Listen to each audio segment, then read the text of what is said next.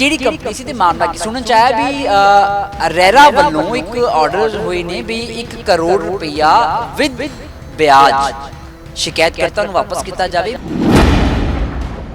ਉਹ ਆਪਣੇ ਬਚਾਅ ਵਿੱਚ ਹਰ ਬੰਦਾ ਕੁਛ ਨਾ ਕੁਛ ਕਹਿੰਦਾ। ਬਿਲਕੁਲ ਉਹਨਾਂ ਨੇ ਕਿਹਾ ਜੀ, ਉਹ ਕਹਿੰਦੇ ਨੇ ਕਿ ਜੀ ਇਸ ਤਰ੍ਹਾਂ ਹੈਗਾ ਕਿ ਅਸੀਂ ਜਿਹੜਾ ਐਗਰੀਮੈਂਟ ਕੀਤਾ ਹੈ ਉਹ ਅਸੀਂ ਰੈਰਾ ਦੇ ਕੋਲੋਂ ਰਜਿਸਟਰਡ ਪ੍ਰੋਜੈਕਟ ਹੈਗਾ ਸਾਡਾ, ਤੇ ਸਾਨੂੰ ਰੈਰਾ ਵੱਲੋਂ ਐਕਸਟੈਂਸ਼ਨ ਮਿਲੀ ਹੋਈ ਹੈ।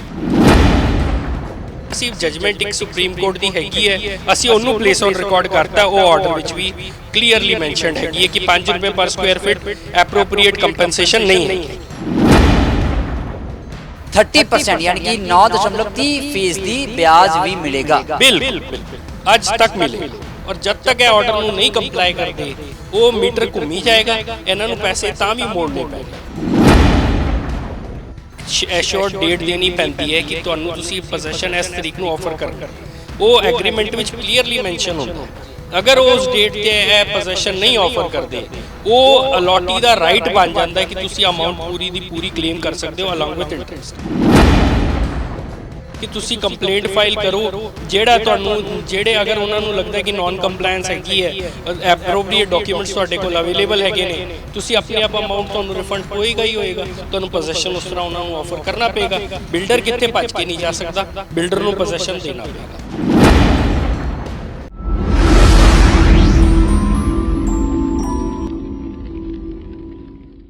ਸਾਡੇ ਨਾਲ ਮੌਜੂਦ ਨੇ ਐਡਵੋਕੇਟ ਇਸ਼ਨੀਤ ਸਿੰਘ ਭਾਟੀਆ ਜੀ, ਜਿਨ੍ਹਾਂ ਨਾਲ ਗੱਲਬਾਤ ਕਰਾਂਗੇ ਤੇ ਇਹ ਵਕੀਲ ਨੇ ਉਹਨਾਂ ਸ਼ਿਕਾਇਤਕਰਤਾ ਤੇ ਜਿਨ੍ਹਾਂ ਨੂੰ ਵੱਡੀ ਰਾਹਤ ਮਿਲੀ ਹੈ। ਭਾਟੀਆ ਸਾਹਿਬ ਬਹੁਤ ਸਵਾਗਤ ਹੈ ਤੁਹਾਡਾ। ਧੰਨਵਾਦ ਜੀ। ਸਤਿ ਸ਼੍ਰੀ ਅਕਾਲ। ਭਾਟੀਆ ਸਾਹਿਬ ਕਿਹੜੀ ਕੰਪਨੀ ਸੀ ਤੇ ਮਾਮਲਾ ਕੀ ਸੁਣਨ ਚ ਆਇਆ ਵੀ ਰੈਰਾ ਵੱਲੋਂ ਇੱਕ ਆਰਡਰ ਹੋਏ ਨੇ ਵੀ 1 ਕਰੋੜ ਰੁਪਇਆ ਵਿਦ ਵਿਆਜ ਸ਼ਿਕਾਇਤਕਰਤਾ ਨੂੰ ਵਾਪਸ ਕੀਤਾ ਜਾਵੇ। ਮਾਮਲਾ ਕੀ ਸੀ, ਥੋੜਾ ਜਿਹਾ ਬਰੀਫ ਅਪ ਜ਼ਰੂਰ ਦੱਸੋ, ਕਿਉਂਕਿ ਐਸੇ ਕਈ ਦਰਸ਼ਕ ਹੋਣਗੇ ਜਿਨ੍ਹਾਂ ਦੇ ਪੈਸੇ ਫਸੇ ਹੋਏ ਹੋਣਗੇ ਤੇ ਪੋਜੀਸ਼ਨ ਹੁਣ ਤੱਕ ਨਹੀਂ ਮਿਲਿਆ। ਠਾਕੁਰ ਸਾਹਿਬ ਵੈਸੇ ਇਹ ਮੈਟਰ ਇਹ ਸੀਗਾ ਕਿ ਇਹ ਕਿਸੇ ਦੋ ਬੰਦੇ ਸੀਗੇ, ਹਸਬੈਂਡ ਵਾਈਫ। ਇਹਨਾਂ ਨੇ 1 ਕਰੋੜ ਰੁਪਏ ਇਸ ਪ੍ਰੋਜੈਕਟ ਵਿੱਚ ਲਗਾਏ, ਇੱਕ ਫਲੈਟ ਬੁੱਕ ਕੀਤਾ। ਫਲੈਟ ਜੋ ਸੀਗਾ ਉਹ ਕੋਈ ATS ਨਾਮ ਦੀ ਕੰਪਨੀ ਹੈਗੀ ਹੈ, ਉਹਦੇ 'ਚ ਉਹਨਾਂ ਦਾ ਪ੍ਰੋਜੈਕਟ ਹੈ ਕਾਸਾ ਐਸਪਾਨਾ, ਬੱਡ ਮਾਜਰਾ ਵਿੱਚ ਉਹਨਾਂ ਦਾ ਪ੍ਰੋਜੈਕਟ ਹੈ। ਤੇ ਉਹਨਾਂ ਨੇ ਸਾਨੂੰ ਆਫ ਕੀਤਾ ਸੀ ਕਿ ਸਾਨੂੰ 45 ਮਹੀਨੇ, ਵੈਸੇ ਤਾਂ 42 ਮਹੀਨੇ ਸੀਗੇ, ਲੇਕਿਨ ਸਾਨੂੰ 3 ਮਹੀਨੇ ਦਾ ਅਸੀਂ ਗ੍ਰੇਸ ਪੀਰੀਅਡ ਵੀ ਨਾਲ ਦਿੱਤਾ ਹੋਇਆ ਸੀ, ਤੇ ਅਸੀਂ ਉਹਨਾਂ ਨੂੰ ਵੀ ਨਾਲ ਮੰਨ ਕੇ ਚੱਲਦੇ ਹਾਂ, ਤੇ ਤਾਂ 45 ਮਹੀਨੇ ਹੁੰਦੇ ਨੇ। ਤੇ ਸਾਨੂੰ ਇਹਨਾਂ ਨੇ 45 ਮਹੀਨਿਆਂ ਦੇ ਅੰਦਰ ਅੰਦਰ ਪੋਜੀਸ਼ਨ ਆਫਰ ਕਰਨਾ ਸੀ, ਉਹਨਾਂ ਨੇ ਨਹੀਂ ਕੀਤਾ। ਕਿਤੇ ਰਿਟਰਨ 'ਚ ਦਿੱਤਾ ਸੀ ਤੁਹਾਨੂੰ ਵੀ 45? ਉਹ ਇੱਕ ਵਾਰ ਦਿਖਾ ਸਕਦੇ ਹਾਂ ਅਸੀਂ ਆਪਣੇ ਦਰਸ਼ਕਾਂ ਨੂੰ ਇੱਕ ਵਾਰ ਜੀ। ਮੈਂ ਕੈਮਰਾ ਪਰਸਨ ਨੂੰ ਕਹਾਂਗਾ ਇੱਕ ਵਾਰ ਜ਼ਰੂਰ। ਇਹ ਦੇਖੋ ਜੀ, the developer endeavors to complete the construction of the apartment within 42 months with the grace period of 3 months from the date of agreement। मतलब कि 42 ਮਹੀਨੇ ਦਾ ਸਮਾਂ ਸੀ, 3 ਮਹੀਨੇ ਗ੍ਰੇਸ ਪੀਰੀਅਡ ਸੀਗਾ, ਟੋਟਲ 45 ਮਹੀਨੇ ਹੋ ਗਏ। ਮਤਲਬ ਜੋ ਮੈਂ ਕਿਹਾ ਸੀ ਉਹ ਠੀਕ ਸੀ। ਬਿਲਕੁਲ ਠੀਕ ਸੀਗਾ ਜੀ। ਨਾਲੇ ਹੋਰ ਇੱਕ ਚੀਜ਼ ਹੈਗੀ ਹੈ ਜੀ, ਇਹਦੇ ਵਿੱਚ ਜੋ ਪ੍ਰੋਜੈਕਟ ਹੈਗਾ, ਇਹ ਪ੍ਰੋਜੈਕਟ ਕੋਈ ਛੋਟਾ ਮੋਟਾ ਪ੍ਰੋਜੈਕਟ ਨਹੀਂ ਹੈਗਾ। 1 ਕਰੋੜ ਰੁਪਏ ਅਗਰ ਕਿਸੇ ਬੰਦੇ ਨੇ ਆਪਣੀ ਜਮ੍ਹਾਂ ਪੂੰਜੀ ਲਗਾਈ ਹੈ ਤੇ ਉਹ ਐਕਸਪੈਕਟ ਕਰਦਾ ਕਿ ਮੈਨੂੰ ਟਾਈਮਲੀ ਡਿਲੀਵਰ ਹੋ ਜੇ ਪ੍ਰੋਜੈਕਟ। ਤੁਸੀਂ ਇਹ ਦੇਖੋ ਕਿ 20 ਅਕਤੂਬਰ 2014 ਨੂੰ ਐਗਰੀਮੈਂਟ ਹੋਇਆ। ਸਾਡਾ ਬੇਸਿਕਲੀ ਜੋ ਬੰਦੇ ਨੇ ਉਹਨਾਂ ਨੇ ਬੁੱਕ ਜੋ ਕੀਤਾ ਹੋਇਆ ਸੀਗਾ, ਉਹਦੀ ਡੇਟ ਮੈਂ ਤੁਹਾਨੂੰ ਦੱਸ ਦਿੰਦਾ। ਉਹ 10 ਮਾਰਚ 2014 ਨੂੰ ਇਹਨਾਂ ਨੇ ਐਪਲੀਕੇਸ਼ਨ ਦਿੱਤੀ, ਤੇ ਅਲਾਟਮੈਂਟ ਲੈਟਰ ਜੋ ਹੈਗਾ 26/5/2014 ਨੂੰ ਇਹਨਾਂ ਨੂੰ ਅਲਾਟਮੈਂਟ ਲੈਟਰ ਇਸ਼ੂ ਹੋ ਗਿਆ। ਉਸ ਤੋਂ ਬਾਅਦ ਐਗਰੀਮੈਂਟ ਵੀ ਹੋ ਗਿਆ ਜੀ ਇਹਨਾਂ ਦਾ। ਲੇਕਿਨ ਜਿਹੜਾ ਡੇਟ ਸ਼ੁਰੂ ਹੋਣੀ ਸੀ ਪੋਜੀਸ਼ਨ ਦੇ ਲਈ, ਉਹ ਤਾਂ ਮੇਰੇ ਖਿਆਲ 'ਚ ਐਗਰੀਮੈਂਟ ਦੀ ਡੇਟ ਤੋਂ ਹੋਣੀ ਸੀਗੀ। ਐਗਰੀਮੈਂਟ ਦੀ ਡੇਟ ਤੋਂ ਹੋਣੀ ਸੀ, 20 ਅਕਤੂਬਰ 2014 ਤੋਂ ਹੋਣੀ ਸੀਗੀ। 20 ਅਕਤੂਬਰ 2014 ਨੂੰ ਐਗਰੀਮੈਂਟ ਹੁੰਦਾ ਹੈ। ਐਗਰੀਮੈਂਟ ਹੋਇਆ ਹੈ ਜੀ ਇਹ ATS ਇਨਫਰਾਬਿਲਟ ਪ੍ਰਾਈਵੇਟ ਲਿਮਿਟਡ ਦੇ ਨਾਲ। ਤੇ ਔਰ ਇਹ ਜੋ ਇਹ ਸਾਡੇ ਕੰਪਲੇਨੈਂਟਸ ਹੈਗੇ ਨੇ। ਕਿਹਦੇ ਨਾਲ ਹੋਇਆ ਐਗਰੀਮੈਂਟ, ਦੁਬਾਰਾ ਦੱਸੋ। ATS ਇਨਫਰਾਬਿਲਟ ਪ੍ਰਾਈਵੇਟ ਲਿਮਿਟਡ ਨਾਮ ਦੀ ਕੰਪਨੀ ਹੈ, ATS ਜਿਹਨੂੰ ਕਹਿੰਦੇ ਆਪਾਂ ਸ਼ਾਰਟ ਫਾਰਮ ਵਿੱਚ। ਤੇ ਇਹਨਾਂ ਨੇ ਸਾਨੂੰ ਉਹ ਕਿਹਾ ਕਿ ਹਾਂਜੀ 42 ਮਹੀਨਿਆਂ ਦੇ ਅੰਦਰ ਅੰਦਰ ਸਾਨੂੰ ਪੋਜੀਸ਼ਨ ਦਿਆ। ਮਤਲਬ 20 ਅਕਤੂਬਰ 2014 ਨੂੰ ਜੇਕਰ ਇਹ ਐਗਰੀਮੈਂਟ ਹੋ ਰਿਹਾ ਹੈ ATS ਇਨਫਰਾਬਿਲਟ ਪ੍ਰਾਈਵੇਟ ਲਿਮਿਟਡ ਤੇ ਤੁਹਾਡੇ ਕਲਾਇੰਟਸ ਦੇ ਨਾਲ, ਤਾਂ ਇਟ ਮੀਨਸ 45 ਮਹੀਨੇ ਵੀ ਜੇ ਛੱਡੀਏ, ਮਤਲਬ 4 ਸਾਲ ਲਾ ਲਓ ਤੁਸੀਂ। 19/7/2018 ਨੂੰ ਇਹ ਦੇਖੋ ਜੀ, ਉਹਨਾਂ ਨੇ ਆਰਡਰ ਵਿੱਚ ਵੀ ਲਿਖਿਆ ਕਿ 19/7/2018 ਨੂੰ ਇਹਨਾਂ ਨੇ ਪੋਜੀਸ਼ਨ ਦੇਣਾ ਸੀਗਾ। ਓਕੇ ਅੱਛਾ ਇਹ ਲਿਖਿਆ ਹੋਇਆ ਇਹ ਜੀ ਲਿਖਿਆ ਹੋਇਆ। Promised date of possession with grace period ਹੈ 42 ਮਹੀਨੇ ਜਮਾ 3 ਮਹੀਨੇ ਗ੍ਰੇਸ ਪੀਰੀਅਡ ਹੈ ਜੀ ਹਾਂਜੀ। ਤੇ ਤਾਰੀਖ ਪੈਂਦੀ ਹੈ 19/7/2018 ਹਾਂਜੀ ਤੇ 19/7/2018 ਨੂੰ ਪੋਜੈਸ਼ਨ ਨਹੀਂ ਮਿਲਿਆ ਪੋਜੈਸ਼ਨ ਨਹੀਂ ਮਿਲਿਆ ਜੀ ਨਾ ਇਹਨਾਂ ਕੋਲੇ ਹੁਣੇ ਉਸ ਟਾਈਮ ਅਸੀਂ ਇਹਨਾਂ ਨੂੰ ਮਿੰਤਾ ਕੀਤੀਆਂ ਕਿ ਹਾਂਜੀ ਸਾਨੂੰ ਪੋਜੈਸ਼ਨ ਦੇ ਦਿਓ ਕਿਉਂਕਿ 1 ਕਰੋੜ ਰੁਪਏ ਅਮਾਉਂਟ ਜਿਹੜੀ ਹੈਗੀ ਹੈ ਉਹ ਅਪਫਰੰਟ ਦਿੱਤੀ ਹੋਈ ਸੀਗੀ ਮਤਲਬ ਕਿ ਦੇਖੋ 40 ਲੱਖ ਰੁਪਏ ਉਸ ਬੰਦੇ ਨੇ ਜਦੋਂ ਪ੍ਰੋਜੈਕਟ ਬੁੱਕ ਕੀਤਾ 19/5/2014 ਨੂੰ ਚੈੱਕ ਐਸ ਬਾਏ ਚੈੱਕ ਦੇ ਦਿੱਤਾ ਫਿਰ 30 ਲੱਖ ਰੁਪਏ ਅਲੱਗ ਦਿੱਤੇ ਉਹ 19/11/2014 ਨੂੰ ਫਿਰ ਉਸ ਤੋਂ ਬਾਅਦ ਜੀ ਈਡੀਸੀ ਚਾਰजेस TDS ਔਰ ਸਾਰੇ ਬਾਕੀ ਅਮਾਉਂਟ ਪੇ ਕਰਕੇ ਪੂਰਾ 1 ਕਰੋੜ 35,411 ਰੁਪਏ ਪੂਰੇ ਦੇ ਪੂਰੇ ਪੇ ਕੀਤੇ ਹੋਏ ਨੇ ਜੀ ਜੋ ਆਰਡਰ ਵਿੱਚ ਵੀ ਲਿਖਿਆ ਹੋਇਆ ਹੈ ਜੀ ਲੇਕਿਨ ਇਹਨਾਂ ਨੇ ਇੱਕ ਟੋਟਲ ਕੰਸੀਡਰੇਸ਼ਨ ਅਮਾਉਂਟ ਸੀਗੀ 1 ਕਰੋੜ 5,50,000 ਜੋ ਰਿਮੇਨਿੰਗ ਅਮਾਉਂਟ ਰਹਿੰਦਾ ਹੈ ਉਹ ਸਾਡੇ ਵੱਲੋਂ ਡਿਫਾਲਟ ਨਹੀਂ ਹੈਗਾ ਉਹ ਐਗਰੀਮੈਂਟ ਵਿੱਚ ਕਲੀਅਰਲੀ ਲਿਖਿਆ ਹੈ ਕਿ 5 ਲੱਖ ਅਸੀਂ ਤਦੋਂ ਮੰਗਾਂਗੇ ਜਦੋਂ ਕਿ ਇਹ ਪੋਜੈਸ਼ਨ ਸਾਨੂੰ ਆਫਰ ਕਰਾਂਗੇ ਤੇ ਪੋਜੈਸ਼ਨ ਜਦੋਂ ਦੇਣਾ ਸੀ ਉਹਦੇ ਵਿੱਚ ਵੀ ਕੁਝ ਲਿਸਟ ਹੁੰਦੀ ਹੈ ਵੀ ਤੁਹਾਨੂੰ ਪੋਜੈਸ਼ਨ ਵਿੱਚ ਕੀ ਚੀਜ਼ਾਂ ਦਿੱਤੀਆਂ ਜਾਣਗੀਆਂ ਕਿ ਪੋਜੈਸ਼ਨ 'ਚ ਤੁਹਾਨੂੰ ਕੀ ਮਿਲਣਾ ਹੈ ਹਾਂਜੀ ਇਹ ਉਹਦੇ ਵਿੱਚ ਇਹ ਐਗਰੀਮੈਂਟ ਵਿੱਚ ਨਾ ਐਨੈਕਸ਼ਰਸ ਲੱਗਦੇ ਹੁੰਦੇ ਨੇ ਉਹਨਾਂ ਨੇ ਐਨੈਕਸ਼ਰਸ ਨਾਲ ਲਗਾ ਕੇ ਦਿੱਤਾ ਹੈ ਉਹਦੇ ਵਿੱਚ ਐਨੈਕਸ਼ਰਸ ਵਿੱਚ ਉਹਨਾਂ ਨੇ ਕਲੀਅਰਲੀ ਕਿਹਾ ਹੈ ਕਿ ਸਾਨੂੰ ਜੀ ਇਹ ਨਾਲ ਐਮਿਨਿਟੀ ਸਾਨੂੰ ਵਿਦ ਪੂਰਾ ਕੰਪਲੀਟ ਕਰਕੇ ਦਾਂਗੇ ਇਹ ਲਿਸਟ ਹੈਗੀ ਹੈ ਜੀ ਐਮਿਨਿਟੀਜ਼ ਦੀ ਜਿਹੜੀ ਇਹਨਾਂ ਨੇ ਪੂਰੀ ਕੰਪਲਾਈ ਕਰਨੀ ਸੀ ਉੱਪਰ ਲਿਖਿਆ ਹੋਇਆ schedule 2 specification of the apartment ਇਹ ਫਲੋਰਿੰਗ ਹੋ ਗਿਆ ਡਾਡੋ ਹੋ ਗਿਆ exterior kitchen doors and windows plumbing toilet electrical lift generator water tanks club house and sports facilities security and FTTH environment friendly structure ये सारा कुछ दिता जाना सी ਸਾਰਾ ਕੁਝ ਦਿੱਤਾ ਜਾਣਾ ਸੀ ਲੇਕਿਨ ਅੱਜ ਤੱਕ ਨਾ ਇਹਨਾਂ ਕੋਲੇ ਆਕਿਊਪੇਸ਼ਨ ਸਰਟੀਫਿਕੇਟ ਹੈ ਨਾ ਇਹਨਾਂ ਕੋਲੇ ਕੰਪਲੀਸ਼ਨ ਸਰਟੀਫਿਕੇਟ किना कोल ऑक्यूपेशन सर्टिफिकेट नहीं ਜੋ ATS ਇਨ ਕੰਪਨੀ ਹੈਗੀ ਹੈ ਅਸੀਂ ਇਹਨਾਂ ਨੂੰ ਕਿਹਾ ਕਿ ਜਦੋਂ ਅਸੀਂ ਇਹਦੇ ਵਿੱਚ ਕੰਪਲੇਂਟ ਦਾਇਰ ਕੀਤੀ ਰਹਿਰਾ ਵਿੱਚ ਤੇ ਇਹਨਾਂ ਨੂੰ ਅਸੀਂ ਪੁੱਛਿਆ ਕਿ ਚਲੋ ਤੁਸੀਂ ਇਸ ਤਰ੍ਹਾਂ ਕਰੋ ਕਿ ਪੋਜੈਸ਼ਨ ਤੇ ਜਦੋਂ ਆਫਰ ਆਫ ਪੋਜੈਸ਼ਨ ਤੇ ਇਹਨਾਂ ਨੇ ਅੱਜ ਤੱਕ ਨਹੀਂ ਦਿੱਤਾ ਜੀ ਸਾਨੂੰ ਅਸੀਂ ਇਹਨਾਂ ਨੂੰ ਕਿਹਾ ਕਿ ਚਲੋ ਤੁਸੀਂ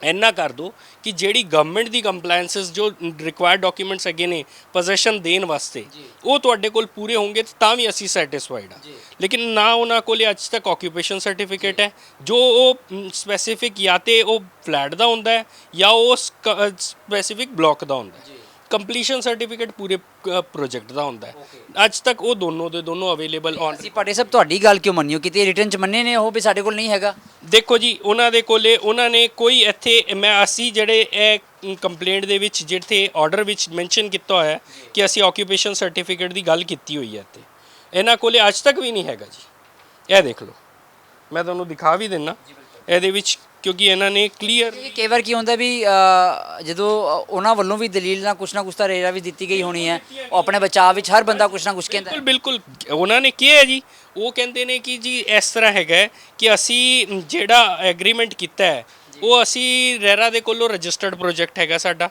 ਤੇ ਸਾਨੂੰ ਰੇਰਾ ਵੱਲੋਂ ਐਕਸਟੈਂਸ਼ਨ ਮਿਲੀ ਹੋਈ ਹੈ ਐਗਰੀਮੈਂਟ ਜੋ ਐਗਜ਼ੀਕਿਊਟ ਕੀਤਾ ਸੀ ਉਹ ਸਾਡੀ ਪਾਰਟੀ ਔਰ ਸਾਡਾ ਵਿਚਕਾਰ ਹੈਗਾ ਤੇ ਅਸੀਂ ਆਰਬਿਟ੍ਰੇਸ਼ਨ ਦੇ ਵਿਚਕਾਰ ਅਸੀਂ ਸਾਡੇ ਕੋਲ ਰਾਈਟ ਹੈਗਾ ਲੇਕਿਨ ਜਦੋਂ ਰੇਰਾ ਨੇ ਇਹ ਚੀਜ਼ ਦੇਖੀ ਰੇਰਾ ਕਹਿੰਦੇ ਜਦੋਂ ਅਸੀਂ ਆ ਚੁੱਕੇ ਹਾਂ ਪਿਕਚਰ ਵਿੱਚ ਤੇ ਆਰਬਿਟ੍ਰੇਸ਼ਨ ਦਾ ਕੋਈ ਮਤਲਬ ਹੀ ਨਹੀਂ ਬਣਦਾ ਨਾਲੇ ਇਹਨਾਂ ਨੇ ਇਹ ਕਿਹਾ ਜੀ 5 ਰੁਪਏ ਪਰ ਸਕੁਆਇਰ ਫਿਟ ਐਗਰੀਮੈਂਟ ਵਿੱਚ ਲਿਖਿਆ ਹੋਇਆ ਹੈ ਕਿ ਅਸੀਂ ਕੰਪਨਸੇਸ਼ਨ ਦੇਵਾਂਗੇ ਲੇਕਿਨ ਉਹਦੇ ਵਾਸਤੇ ਅਸੀਂ ਜਜਮੈਂਟ ਇੱਕ ਸੁਪਰੀਮ ਕੋਰਟ ਦੀ ਹੈਗੀ ਹੈ ਅਸੀਂ ਉਹਨੂੰ ਪਲੇਸ ਔਨ ਰਿਕਾਰਡ ਕਰਤਾ ਉਹ ਆਰਡਰ ਵਿੱਚ ਵੀ ਕਲੀਅਰਲੀ ਮੈਂਸ਼ਨਡ ਹੈਗੀ ਹੈ ਕਿ 5 ਰੁਪਏ ਪਰ ਸਕੁਆਇਰ ਫਿਟ ਐਪਰੋਪਰੀਏਟ ਕੰਪਨਸੇਸ਼ਨ ਨਹੀਂ ਹੈਗੀ ਕਿਉਂਕਿ ਪਰ ਮੰਥ 5 ਰੁਪਏ ਪਰ ਸਕੁਆਇਰ ਫਿਟ ਕੁਝ ਨਹੀਂ ਹੁੰਦਾ ਜੀ 3300 ਸਕੁਆਇਰ ਫਿਟ ਦਾ ਫਲੈਟ ਹੈ ਤੁਸੀਂ ਕਹੋ ਜੀ 5 ਰੁਪਏ ਪਰ ਸਕੁਆਇਰ ਫਿਟ ਦੀ ਅਮਾਉਂਟ ਲੈ ਲਓ ਤੇ ਤੁਸੀਂ ਉਹ ਪੈਸੇ ਤੋਂ ਮੋੜ ਲਓ ਲੇਕਿਨ ਜਦੋਂ ਤੁਹਾਡੇ ਕੋਲ 3300 ਰੁਪਿਆ ਸਕੁਆਇਰ ਫਿਟ ਦਾ 5 ਰੁਪਏ ਸਕੁਆਇਰ ਫਿਟ ਹਾਂਜੀ 3300 × 5 ਇੰਨਾ ਜੀ ਅਮਾਉਂਟ ਦੇਣਾ ਇਹਨਾਂ ਨੇ ਪਰ ਮੰਥ ਔਰ ਜਦ ਕਿ ਤੁਹਾਡੇ ਕੋਲ ਰੇਰਾ ਦੇ ਹਿਸਾਬ ਨਾਲ ਅਗਰ ਤੁਸੀਂ ਦੇਖੋ ਤੇ 1 ਕਰੋੜ ਰੁਪਏ ਦਾ ਅਮਾਉਂਟ ਪੇ ਕੀਤਾ ਹੈ ਜੀ ਤੁਸੀਂ ਉਹਦੇ ਉੱਤੇ ਤੁਸੀਂ ਤੇ ਕੰਪਲੀਸ਼ਨ ਤੇ ਦੂਜੀ ਗੱਲਾਂ ਕਿਤੇ ਇਹਨਾਂ ਨੇ ਔਨ ਰਿਕਾਰਡ ਲੈ ਕੇ ਨਹੀਂ ਆਏ ਕੰਪਲੀਸ਼ਨ ਤੇ ਜੀ ਇਹਨਾਂ ਕੋਲ ਹੈ ਹੀ ਨਹੀਂ ਤੇ ਕਿੱਥੋਂ ਦੀ ਔਨ ਰਿਕਾਰਡ ਹੈ ਤੁਹਾਡੇ ਸਾਹਮਣੇ ਆਰਡਰ ਹੈ ਠਾਕੁਰ ਸਾਹਿਬ ਇਹਦੇ ਵਿੱਚ ਪੜ੍ਹ ਲਓ ਕਿ ਇੱਥੇ ਕਿਸੇ ਜਗ੍ਹਾ ਤੇ ਤੁਹਾਨੂੰ ਕਿੱਥੇ ਅਵੇਲੇਬਲ ਹੀ ਨਹੀਂ ਮਿਲੇਗਾ ਕਿ ਕੰਪਲੀਸ਼ਨ ਇਹ ਸਾਡੀ ਜਦੋਂ ਤੁਸੀਂ ਫਾਈਂਡ ਇਹਨਾਂ ਕੋਲੋਂ ਕਿਹਾ ਹੈ ਵੀ ਤੁਸੀਂ ਸਾਨੂੰ ਚਲੋ ਉਹੀ ਦਿਖਾ ਦਿਓ ਜੋ ਤੁਹਾਨੂੰ ਗਵਰਨਮੈਂਟ ਵੱਲੋਂ ਜਾਂ ਅਥਾਰਟੀ ਵੱਲੋਂ ਤੁਹਾਡੇ ਕੋਲ ਸਰਟੀਫਿਕੇਟਸ ਹੋਣੇ ਚਾਹੀਦੇ ਨੇ ਤੁਸੀਂ ਉਹੀ ਦਿਖਾ ਦਿਓ ਅਸੀਂ ਸੈਟੀਸਫਾਈ ਹੋ ਜਾਾਂਗੇ ਇਹ ਤੁਹਾਨੂੰ ਨਹੀਂ ਦਿਖਾਈ ਇਹਨਾਂ ਨੇ ਇੱਥੇ ਦੇਖੋ ਇਹਨਾਂ ਨੇ ਕਲੀਅਰਲੀ ਲਿਖਿਆ the respondent have failed to make a valid offer of possession and also have failed to obtain occupation certificate even at the time of arguments ਉਹਨਾਂ ਨੂੰ ਆਰਗੂਮੈਂਟਸ ਦੇ ਟਾਈਮ ਤੇ ਵੀ ਕਿਹਾ ਸੀਗਾ ਕਿ ਸਾਨੂੰ ਤੁਸੀਂ ਆਕੂਪੇਸ਼ਨ ਸਰਟੀਫਿਕੇਟ ਜਾਂ ਆਫਰ ਆਫ ਪੋਜੀਸ਼ਨ ਦੇ ਦਿਓ। ਆਫਰ ਆਫ ਪੋਜੀਸ਼ਨ ਤੇ ਤਾਂ ਦਿੰਦੇ ਨਾ ਜੀ ਜਦੋਂ ਇਹਨਾਂ ਕੋਲ ਕੋਈ ਵੈਲਿਡ ਸਰਟੀਫਿਕੇਟ ਹੁੰਦਾ। ਜਦੋਂ ਸਰਟੀਫਿਕੇਟਸ ਨਹੀਂ ਹੈਗੇ ਤੇ ਤੁਸੀਂ ਕਿਸ ਤਰ੍ਹਾਂ ਪੋਜੀਸ਼ਨ ਆਫਰ ਇਹ ਆਰਡਰਸ ਦੇ ਵਿੱਚ ਲਿਖਿਆ ਹੋਇਆ ਇਹ ਆਰਡਰ ਵਿੱਚ ਲਿਖਿਆ ਹੋਇਆ ਜੀ। ਇਹ page number 8 of the order ਹੈਗਾ।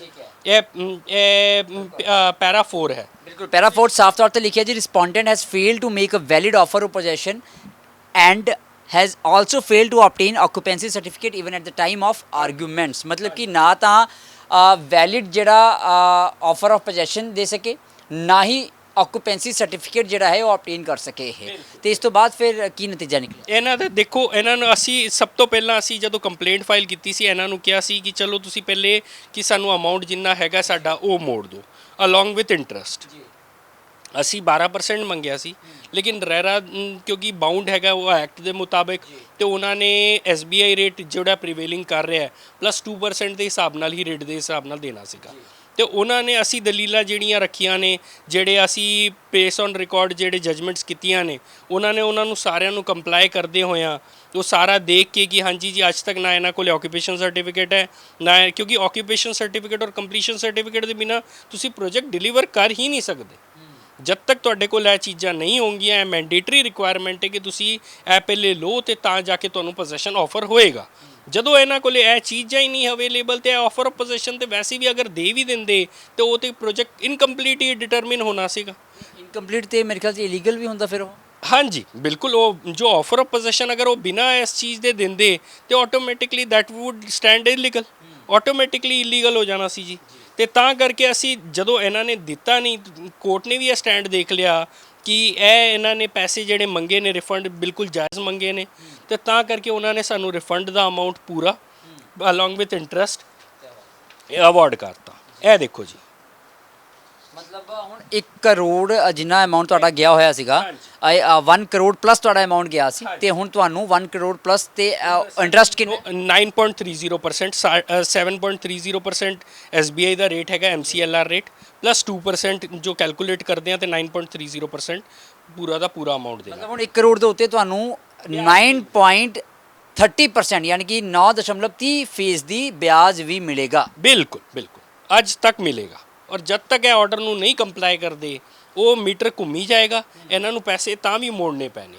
ਅਗਰ ਇਹ ਕਹਿੰਦੇ ਨੇ ਕਿ ਅਸੀਂ ਅਪੀਲ 'ਚ ਵੀ ਜਾਂਦੇ ਹਾਂ ਤਾਂ ਵੀ ਅਪੀਲ 'ਚ ਵੀ ਇਹਨਾਂ ਨੂੰ ਪੂਰੇ ਦੇ ਪੂਰੇ ਪੈਸੇ ਜਮ੍ਹਾਂ ਕਰਾ ਕੇ ਤਾਂ ਹੀ ਸਾਡੇ ਕੋਲੋਂ ਆ ਕੇ ਇਹ ਅਪੀਲ ਦਾਇਰ ਕਰ ਸਕਦੇ ਨੇ। ਅਪੀਲ ਦਾ ਰਾਈਟ ਵੀ ਤਾਂ ਬਣਦਾ ਕਿਉਂਕਿ ਇਹ ਆਨਰੇਬਲ ਸੁਪਰੀਮ ਕੋਰਟ ਦੀ ਜਜਮੈਂਟ ਹੈਗੀ ਹੈ ਕਿ ਉਹਨਾਂ ਨੇ ਫਾਈਂਡਿੰਗ ਦਿੱਤੀ ਹੈ ਕਿ ਅਗਰ ਤੁਸੀਂ ਅਪੀਲ ਫਾਈਲ ਕਰਨੀ ਹੈ ਅਥਾਰਟੀ ਦੇ ਆਰਡਰ ਦੇ ਅਗੇਂਸਟ, ਪੂਰਾ ਦਾ ਪੂਰਾ ਅਮਾਉਂਟ ਅਲੋਂਗ ਵਿਥ ਇੰਟਰਸਟ ਤੁਸੀਂ ਡਿਪੋਜ਼ਿਟ ਕਰੋਗੇ ਤੇ ਤਾਂ ਤੁਹਾਨੂੰ ਤੁਹਾਡੀ ਅਪੀਲ ਦਾਇਰ ਹੋਏਗੀ। ਹਾਂ, ਇਹ ਵੈਸੇ ਇੱਕ ਬਹੁਤ ਹੀ ਜਿਹੜਾ ਇਹ ਕੇਸ ਹੈ ਜਿਵੇਂ ਭਾਟੇ ਸਾਹਿਬ ਨੇ ਦੱਸਿਆ ਹੈ, ਤੇ 1 ਕਰੋੜ ਰੁਪਈਆ ਜਾਂ ਜਿੰਨਾ ਵੀ 1 ਕਰੋੜ ਤੋਂ ਵੱਧ ਅਮਾਉਂਟ ਸੀ ਉਹ ਸਾਰਾ ਪਲੱਸ 9.30% ਦੇ ਹਿਸਾਬ ਦੇ ਨਾਲ ਵਿਆਜ ਹੁਣ ਕੰਪਨੀ ਨੂੰ ਮੋੜਨਾ ਪੈਣਾ ਹੈ, ਸ਼ਿਕਾਇਤਕਰਤਾ ਨੂੰ ਜਾਂ ਉਸ ਬੰਦੇ ਨੂੰ, ਸ਼ਖਸ ਨੂੰ ਜਿਨ੍ਹਾਂ ਨੇ ਫਲੈਟ ਬੁੱਕ ਕਰਵਾਇਆ ਸੀ। ਤੇ ਮਤਲਬ ਇਨਸਾਫ ਮਿਲਿਆ ਰੈਰਾ ਦੇ ਵਿੱਚ ਜਾ ਕੇ। ਪਰ ਭਾਟੇ ਸਾਹਿਬ ਮੈਂ ਇੱਕ ਛੋਟੇ ਜਿਹੇ ਮਤਲਬ ਬਰੀਫ ਅਪ ਪੁੱਛਣਾ ਚਾਹਾਂਗਾ, ਜੇ ਐਸੇ ਕਈ ਦਰਸ਼ਕ ਹੋਣਗੇ ਜਿਨ੍ਹਾਂ ਨੇ ਪੈਸੇ ਫਸਾਏ ਹੋਏ ਨੇ, ਫਲੈਟ ਬੁੱਕ ਕਰਵਾਏ ਨੇ, ਪਰ ਸਮੇਂ ਮੁਤਾਬਕ, ਤਾਰੀਖ ਮੁਤਾਬਕ ਜਾਂ ਵਾਅਦੇ ਮੁਤਾਬਕ ਤੈਅ ਸਮੇਂ ਤੇ ਪੋਜੈਸ਼ਨ ਕੰਪਨੀਆਂ ਨਹੀਂ ਦੇ ਰਹੀਆਂ, ਬਿਲਡਰ ਕਲੋਨਾਈਜ਼ਰ ਨਹੀਂ ਦੇ ਰਹੇ, ਤੇ ਉਹਨਾਂ ਦੇ ਲਈ ਕੀ ਤੁਸੀਂ ਸੁਝਾਅ ਦੇਣਾ ਚਾਹੋਗੇ ਵੀ ਕਿਵੇਂ ਉਹ ਆਪਣਾ ਪੈਸਾ ਰਿਫੰਡ ਲੈ ਸਕਦੇ ਨੇ ਜਾਂ ਨਹੀਂ? ਵੈਸੇ ਤਾਂ ਲੈ ਸਕਦੇ ਨੇ, ਤੁਸੀਂ ਕੇਸ ਦਿਖਾਇਆ ਹੈ, ਕਿਵੇਂ ਲੈ ਸਕਦੇ ਨੇ ਇੱਕ ਵਾਰ ਮੈਂ ਚਾਹਾਂਗਾ ਜ਼ਰੂਰ ਦੱਸੋ ਨਾ। ਦੇਖੋ ਠਾਕੁਰ ਸਾਹਿਬ, ਆਪਾਂ ਜਦੋਂ ਅਮਾਉਂਟ ਇਹਨਾਂ ਨੂੰ ਅਮਾਉਂਟ ਕਲੇਮ ਕਰਨਾ ਹੈ, ਜਿਹੜਾ ਤੁਹਾਨੂੰ ਐਕਚੁਅਲ ਐਸ ਪਰ ਰੈਰਾ ਐਕਟ ਜਿਹੜਾ ਹੈਗਾ ਤੁਹਾਨੂੰ ਇੱਕ ਐਸ਼ੋਰਡ ਡੇਟ ਦੇਣੀ ਪੈਂਦੀ ਹੈ ਕਿ ਤੁਹਾਨੂੰ ਤੁਸੀਂ ਪੋਜੈਸ਼ਨ ਇਸ ਤਰੀਕ ਨੂੰ ਆਫਰ ਕਰਨਾ ਹੈ। ਉਹ ਐਗਰੀਮੈਂਟ ਵਿੱਚ ਕਲੀਅਰਲੀ ਮੈਂਸ਼ਨ ਹੁੰਦਾ ਹੈ। ਅਗਰ ਉਸ ਡੇਟ ਤੇ ਇਹ ਪੋਜੈਸ਼ਨ ਨਹੀਂ ਆਫਰ ਕਰਦੇ, ਉਹ ਅਲੋਟੀ ਦਾ ਰਾਈਟ ਬਣ ਜਾਂਦਾ ਹੈ ਕਿ ਤੁਸੀਂ ਅਮਾਉਂਟ ਪੂਰੀ ਦੀ ਪੂਰੀ ਕਲੇਮ ਕਰ ਸਕਦੇ ਹੋ along with interest from the date ਜਦੋਂ ਮੀਟਰ ਤਦੋਂ ਤੋਂ ਘੁੰਮਣਾ ਸ਼ੁਰੂ ਹੁੰਦਾ ਹੈ ਜਦੋਂ ਤੋਂ ਇਹਨਾਂ ਨੇ ਪੋਜੈਸ਼ਨ ਆਫਰ ਕਰਨਾ ਸੀਗਾ। ਬਿਲਡਰ ਕੀ ਕਰਦੇ ਨੇ, ਬਿਲਡਰ ਤੁਹਾਡੇ ਡੇਟ ਤੇ ਲਿਖ ਦਿੰਦੇ ਨੇ ਐਗਰੀਮੈਂਟ ਨੂੰ ਕੰਪਲਾਈ ਕਰਨ ਵਾਸਤੇ, ਰੈਰਾ ਨੂੰ ਕੰਪਲਾਈ ਕਰਨ ਵਾਸਤੇ, ਲੇਕਿਨ ਉਹ ਉਸ ਡੇਟ ਤੇ ਪੋਜੈਸ਼ਨ ਨਹੀਂ ਦਿੰਦੇ। ਤੇ ਅਸੀਂ ਉਹਨੂੰ ਗ੍ਰੇਸ ਪੀਰੀਅਡ ਤਾਂ ਹੀ ਅਸੀਂ ਇਹਦੇ ਵਿੱਚ ਲਿਆ ਕਿ ਚਲੋ ਮੰਨ ਲਿਆ ਗ੍ਰੇਸ ਪੀਰੀਅਡ ਵੀ ਦਿੱਤਾ। ਉਹ ਐਸੀ ਕੇਸਾਂ ਵਿੱਚ ਵੀ ਜਿਹੜੇ ਜਿਹੜੇ ਜੋ ਦਰਸ਼ਕ ਦੇਖ ਰਹੇ ਨੇ ਜਾਂ ਜੋ ਲੋਕ ਪੀੜਤ ਨੇ, ਜੋ ਪੋਜੈਸ਼ਨ ਜਿਨ੍ਹਾਂ ਨੂੰ ਨਹੀਂ ਮਿਲ ਰਿਹਾ, ਮਿਹਨਤ ਦੀ ਕਮਾਈ ਫਸੀ ਪਈ ਹੈ, ਨਾ ਪੈਸਾ ਮਿਲ ਰਿਹਾ ਹੈ ਤੇ ਨਾ ਪੋਜੈਸ਼ਨ ਮਿਲ ਰਿਹਾ ਫਲੈਟ ਦਾ, ਤੇ ਉਹ ਕਿੱਥੇ ਕੰਪਲੇਂਟ ਕਰਨ ਜਾ ਕੇ? ਦੇਖੋ ਤੁਹਾਡੇ ਕੋਲ ਦੋ ਪ੍ਰੋਵੀਜ਼ਨਸ ਨੇ, ਆਈਦਰ ਰੈਰਾ ਐਕਟ ਵਿੱਚ ਪ੍ਰੋਵੀਜ਼ਨ ਹੈਗੀ ਹੈ, ਇੱਕ ਕੰਜ਼ਿਊਮਰ ਪ੍ਰੋਟੈਕਸ਼ਨ ਐਕਟ ਵਿੱਚ ਵੀ ਪ੍ਰੋਵੀਜ਼ਨ ਹੈਗੀ ਹੈ। ਜੋ ਅਲੋਟੀਜ਼ ਹੈਗੇ ਨੇ ਉਹ ਅਗਰ ਰਿਫੰਡ ਚਾਹੁੰਦੇ ਨੇ ਤਾਂ ਉਹ ਰੈਰਾ ਐਕਟ ਵਿੱਚ ਵੀ ਜਾ ਸਕਦੇ ਨੇ, ਰੈਰਾ ਵਿੱਚ ਵੀ ਅਥਾਰਟੀ ਵਿੱਚ ਜਾ ਸਕਦੇ ਨੇ ਔਰ ਕੰਜ਼ਿਊਮਰ ਕੋਰਟ ਵਿੱਚ ਵੀ ਜਾ ਸਕਦੇ ਨੇ। ਉਹ ਹੁਣੇ ਸਾਡੀ ਅਮਾਉਂਟ ਜਿਹੜੀ ਸੀਗੀ ਇਹ 1 ਕਰੋੜ ਦੀ ਸੀਗੀ ਔਰ ਇਹ ਪ੍ਰੋਜੈਕਟ ਪੰਜਾਬ ਰੈਰਾ ਦਾ ਸੀਗਾ, ਤੇ ਪ੍ਰੋਜੈਕਟ ਅਸੀਂ ਕੋਸ਼ਿਸ਼ ਕੀਤੀ ਕਿ ਚਲੋ ਈਜ਼ੀ ਰਿਡਰੈਸਲ ਹੈਗਾ ਹੈ, ਤੇ ਤਾਂ ਕਰਕੇ ਅਸੀਂ ਪੰਜਾਬ ਰੈਰਾ ਵਿੱਚ ਫਾਈਲ ਕੀਤੀ ਹੈ ਕੰਪਲੇਂਟ। ਨਾਲੇ ਕੀ ਹੈ ਕਿ ਕੰਪਲੇਂਟ ਡਿਸਾਈਡ ਜਲਦੀ ਹੋਗੀ, ਆਟੋਮੈਟਿਕਲੀ ਉਹਨਾਂ ਨੂੰ ਆਰਡਰ ਕੰਪਲਾਈ ਕਰਨਾ ਪਏਗਾ, ਕਿਉਂਕਿ ਆਰਡਰ ਰੈਰਾ ਦਾ ਹੈਗਾ, ਨਹੀਂ ਕੰਪਲਾਈ ਕਰਾਂਗੇ ਉਹਨਾਂ ਨੇ ਆਪ ਪੈਨਲਟੀ ਇੰਪੋਜ਼ ਹੋ ਜਾਏਗੀ, ਤੇ ਉਹ ਇੱਕ ਬੜੀ ਉਹਨਾਂ ਵਾਸਤੇ ਇੱਕ ਬੜੀ ਪ੍ਰੋਬਲਮ ਕ੍ਰੀਏਟ ਹੋ ਜਾਏਗੀ ਇਸ ਪੁਆਇੰਟ ਆਫ ਟਾਈਮ ਤੇ ਇਸ ਪਿੱਛੇ ਆਰਡਰ ਕੰਪਲਾਈ ਕਰਨਾ ਉਹਨਾਂ ਨੂੰ ਜ਼ਰੂਰੀ ਹੋ ਜਾਂਦਾ ਹੈ। ਔਰ ਦੂਜੀ ਅਮਾਉਂਟ ਜਿਹੜੀ ਹੈਗੀ ਹੈ ਤੁਸੀਂ ਰਿਕਵਰ ਬਾਈ ਵੇ ਆਫ, ਜਦੋਂ ਅਥਾਰਟੀ ਦੇ ਵਿੱਚ ਤੁਸੀਂ ਕੰਪਲੇਂਟ ਫਾਈਲ ਕਰਦੇ ਹੋ ਤੁਹਾਡੇ ਕੋਲੋਂ ਦੋ ਰਸਤੇ ਖੁੱਲ ਜਾਂਦੇ ਨੇ। ਤੁਸੀਂ ਅਗਰ ਪੋਜੈਸ਼ਨ ਤੁਹਾਨੂੰ ਨਹੀਂ ਵੀ ਦਿੰਦੇ ਤਾਂ ਵੀ ਤੁਸੀਂ ਕੰਪਲੇਂਟ ਫਾਈਲ ਕਰ ਸਕਦੇ ਹੋ। ਉਹਦੇ ਵਿੱਚ ਵੀ ਜਦੋਂ ਤੱਕ ਤੁਹਾਨੂੰ ਪੋਜੈਸ਼ਨ, ਜਦੋਂ ਤੋਂ ਤੁਹਾਨੂੰ ਕਿਹਾ ਗਿਆ ਸੀ ਕਿ ਪੋਜੈਸ਼ਨ ਇਸ ਤਰੀਕ ਨੂੰ ਅਸੀਂ ਦੇਣਾ ਹੈ, ਤੇ ਜਦ ਤੱਕ ਨਹੀਂ ਦਿੱਤਾ ਉਹਦਾ ਤੁਹਾਨੂੰ ਇੰਟਰਸਟ ਮਿਲੇਗਾ ਹੀ ਮਿਲੇਗਾ, ਰੈਰਾ ਐਕਟ ਵਿੱਚ ਵੀ ਤੇ ਕੰਜ਼ਿਊਮਰ ਪ੍ਰੋਟੈਕਸ਼ਨ ਐਕਟ ਵਿੱਚ ਵੀ। ਮਤਲਬ ਜੇ ਪੋਜੈਸ਼ਨ ਕੰਪਨੀ ਦੇਣ ਵਿੱਚ ਦੇਰੀ ਕਰਦੀ ਹੈ, ਤੁਸੀਂ ਪੂਰਾ ਪੈਸਾ ਰਿਫੰਡ ਲੈ ਸਕਦੇ ਹੋ ਵਿਦ ਵਿਆਜ, ਜਾਂ ਫਿਰ ਜੇ ਤੁਹਾਨੂੰ 2 ਸਾਲ 3 ਸਾਲ ਤੋਂ ਬਾਅਦ ਵੀ ਪੋਜੈਸ਼ਨ ਦੇ ਦਿੰਦੀ ਹੈ ਤਾਂ ਤੁਸੀਂ ਉਹ ਜਿਹੜਾ ਡਿਲੇ ਹੋਇਆ ਹੈ ਉਸ ਚੀਜ਼ ਦਾ ਵੀ ਤੁਸੀਂ ਜੋ ਵਿਆਜ ਹੈ ਜਾਂ ਜੋ ਵੀ ਵਿਆਜ ਹੀ ਮਿਲੇਗਾ ਉਸ ਦਾ? ਬਿਲਕੁਲ ਵਿਆਜ ਮਿਲੇਗਾ। ਵਿਆਜ ਜਿਹੜਾ ਹੈਗਾ ਉਹ SBI ਰੇਟ ਪਲੱਸ 2% ਐਕਟ ਵਿੱਚ ਲਿਖਿਆ ਹੋਇਆ ਹੈ, ਤੇ ਤੁਹਾਨੂੰ ਉਹ ਦੇਣਾ ਪਏਗਾ। ਮਤਲਬ ਡਿਲੇ ਜਿਹੜੀ ਦੇਰੀ ਹੋਈ ਹੈ ਪੋਜੈਸ਼ਨ ਦੇ ਵਿੱਚ ਉਸ ਦਾ ਵੀ ਫਾਇਦਾ ਜੋ ਹੈ ਉਪਭੋਗਤਾ ਨੂੰ ਮਿਲੇਗਾ, ਜਾਂ ਜਿਸਨੇ ਉਹ ਫਲੈਟ ਬੁੱਕ ਕਰਵਾਇਆ ਉਸ ਨੂੰ ਮਿਲੇਗਾ? ਬਿਲਕੁਲ। ਨਾਲੇ ਠਾਕੁਰ ਸਾਹਿਬ ਇਹਦੇ ਵਿੱਚ ਇਹ ਵੀ ਚੀਜ਼ ਹੈਗੀ ਹੈ ਕਿ ਅਗਰ ਤੁਹਾਡਾ ਡਿਲੇ ਵੀ ਹੁੰਦਾ ਤਾਂ ਵੀ ਵਿਆਜ ਮਿਲੇਗਾ, ਅਗਰ ਤੁਹਾਡੇ ਤੁਸੀਂ ਰਿਫੰਡ ਲੈਣਾ ਚਾਹੁੰਦੇ ਹੋ ਤਾਂ ਵੀ ਵਿਆਜ ਮਿਲੇਗਾ। ਰਿਫੰਡ ਤੇ ਮਿਲੇਗਾ ਹੀ ਮਿਲੇਗਾ। ਤੇ ਇੱਕ ਚੀਜ਼ ਇਹਦੇ ਵਿੱਚ ਰੈਰਾ ਐਕਟ ਵਿੱਚ ਇੱਕ ਹੋਰ ਇੱਕ ਚੀਜ਼ ਹੈਗੀ ਹੈ ਕਿ ਤੁਹਾਨੂੰ ਕੰਪਨਸੇਸ਼ਨ ਵੀ ਮਿਲੇਗਾ। ਕੰਪਨਸੇਸ਼ਨ ਕਿਸ ਤਰ੍ਹਾਂ ਹੈਗਾ ਕਿ ਬਾਅਦ 'ਚ ਜੋ ਲਿਟੀਗੇਸ਼ਨ ਕਾਸਟ ਹੈ ਜਾਂ ਕੋਈ ਦੂਜੀ ਕਾਸਟ ਤੁਹਾਡੀ ਮੈਂਟਲ ਹਰਾਸਮੈਂਟ ਦੀ ਹੈਗੀ ਹੈ, ਉਹ ਕੰਜ਼ਿਊਮਰ ਪ੍ਰੋਟੈਕਸ਼ਨ ਵਿੱਚ ਵੀ ਮਿਲਦੀ ਹੈ, ਰੈਰਾ ਵਿੱਚ ਵੀ ਮਿਲਦੀ ਹੈ। ਇਹ ਤੁਹਾਡੇ ਇੱਕ ਸਭ ਤੋਂ ਵੱਡੀ ਖਾਸੀਅਤ ਇਹ ਹੈਗੀ ਹੈ ਕਿ ਤੁਸੀਂ ਕੰਪਲੇਂਟ ਫਾਈਲ ਕਰੋ, ਜਿਹੜੇ ਅਗਰ ਉਹਨਾਂ ਨੂੰ ਲੱਗਦਾ ਕਿ ਨਾਨ ਕੰਪਲਾਇੰਸ ਹੈਗੀ ਹੈ, ਐਪਰੋਪਰੀਏਟ ਡਾਕੂਮੈਂਟਸ ਤੁਹਾਡੇ ਕੋਲ ਅਵੇਲੇਬਲ ਹੈਗੇ ਨੇ, ਤੁਸੀਂ ਆਪਣੇ ਆਪ ਅਮਾਊਂਟ ਤੁਹਾਨੂੰ ਰਿਫੰਡ ਹੋਏਗਾ ਹੀ ਹੋਏਗਾ। ਤੁਹਾਨੂੰ ਪੋਜੈਸ਼ਨ ਉਸ ਤਰ੍ਹਾਂ ਉਹਨਾਂ ਨੂੰ ਆਫਰ ਕਰਨਾ ਪਏਗਾ। ਬਿਲਡਰ ਕਿੱਥੇ ਭੱਜ ਕੇ ਨਹੀਂ ਜਾ ਸਕਦਾ, ਬਿਲਡਰ ਨੂੰ ਪੋਜੈਸ਼ਨ ਦੇਣਾ ਪਏਗਾ ਜਾਂ ਫਿਰ ਅਮਾਊਂਟ ਪੂਰੀ ਦੀ ਪੂਰੀ ਮੋੜਨੀ ਪਏਗੀ, ਕਿਉਂਕਿ ਉਹ ਔਨ ਪਲੇਸ ਔਨ ਰਿਕਾਰਡ ਹੋ ਚੁੱਕਿਆ ਹੈ। ਉਹ ਆਪ ਐਡਮਿਟ ਕਰਦੇ ਨੇ ਕਿ ਅਸੀਂ ਐਗਰੀਮੈਂਟ ਕੀਤਾ ਹੈ, ਐਗਰੀਮੈਂਟ ਨੂੰ ਕਿੱਥੇ ਭੱਜ ਕੇ ਚਲੇ ਜਾਣਗੇ ਜੀ, ਅਬਾਊਟ ਕੋ ਤੋਂ ਕੰਪਲਾਈ ਕਰਨਾ ਹੀ ਕਰਨਾ ਪੈਣਾ ਹੈ। ਬਹੁਤ ਧੰਨਵਾਦ ਸਾਡੇ ਨਾਲ ਗੱਲਬਾਤ ਕਰਨ ਲਈ ਭਾਟੀਆ ਸਾਹਿਬ।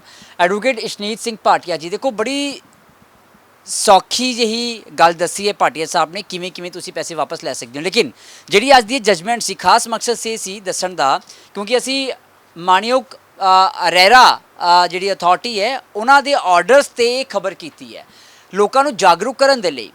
ਤੇ ਜੇਕਰ ਤੁਹਾਡੇ ਵੀ ਪੈਸੇ ਕਿਸੇ ਬਿਲਡਰ ਕਲੋਨਾਈਜ਼ਰ ਜਾਂ ਫਿਰ ਕਿਸੇ ਕੰਪਨੀ ਕੋਲ ਫਸੇ ਹੋਏ ਨੇ, ਤੁਹਾਡੀ ਮਿਹਨਤ ਦੀ ਕਮਾਈ ਤੁਸੀਂ ਸੁਪਨਿਆਂ ਦਾ ਘਰ ਫਲੈਟ ਲੈਣ ਦੇ ਲਈ ਦਿੱਤੀ ਹੋਈ ਸੀ ਪਰ ਪੋਜੈਸ਼ਨ ਸਮੇਂ ਸਿਰ ਨਹੀਂ ਦਿੱਤਾ, ਡਿਲੇ ਕਰ ਰਹੇ ਨੇ, ਤਾਂ ਤੁਸੀਂ ਸਾਰੇ ਪੈਸੇ ਵਿਆਜ ਸਣੇ ਵਾਪਸ ਲੈ ਸਕਦੇ ਹੋ। ਪਰ ਜੇਕਰ ਉਹ ਤੁਹਾਨੂੰ ਪੋਜੈਸ਼ਨ 2 3 ਜਾਂ 1 ਸਾਲ ਦੀ ਦੇਰੀ ਵਿੱਚ ਵੀ ਦੇ ਰਹੇ ਨੇ ਤਾਂ ਜਿਹੜੀ ਦੇਰੀ ਹੋਈ ਹੈ ਉਸ ਸਮੇਂ ਦਾ ਵੀ ਤੁਸੀਂ ਵਿਆਜ ਲੈ ਸਕਦੇ ਹੋ। ਤਾਂ ਬਿਲਕੁਲ ਵੀ ਨਾ ਘਬਰਾਓ ਜੇ ਤੁਹਾਡੇ ਪੈਸੇ ਫਸੇ ਹੋਏ ਨੇ ਕਿਸੇ ਬਿਲਡਰ ਕਲੋਨਾਈਜ਼ਰ ਜਾਂ ਕੰਪਨੀ ਦੇ ਕੋਲ, ਬਿਲਕੁਲ ਵੀ ਨਾ ਘਬਰਾਓ। ਇਹ ਸੌਖਾ ਜਿਹਾ ਤਰੀਕਾ ਅਪਣਾਓ ਤੇ ਆਪਣੇ ਪੈਸੇ ਵਿਆਜ ਸਣੇ ਵਾਪਸ ਪਾਓ। ਕੈਮਰਾ ਪਰਸਨ ਮਨੋਜ ਦੇ ਨਾਲ ਠਾਕੁਰ ਅਮਨਦੀਪ ਸਿੰਘ, ਦ ਖਬਰਸਾਰ, ਚੰਡੀਗੜ੍ਹ।